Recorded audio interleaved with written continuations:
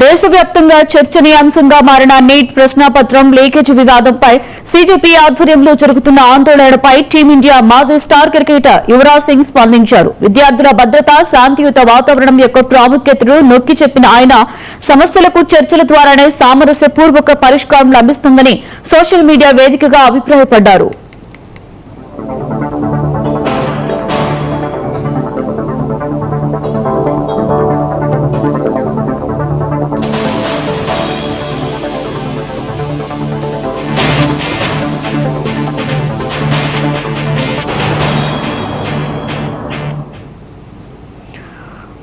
ప్రతి విద్యార్థి ప్రశాంతంగా విద్యను అభ్యసిస్తూ సురక్షితంగా ఎదగాలి అన్నారు. విద్యార్థుల శ్రేయస్సే ఉజ్వల భారత భవిష్యత్తుకి పునాది అని, చర్చల ద్వారానే సామరస్యపూర్వక పరిష్కారాన్ని కనుగొనాలి అని సూచించారు.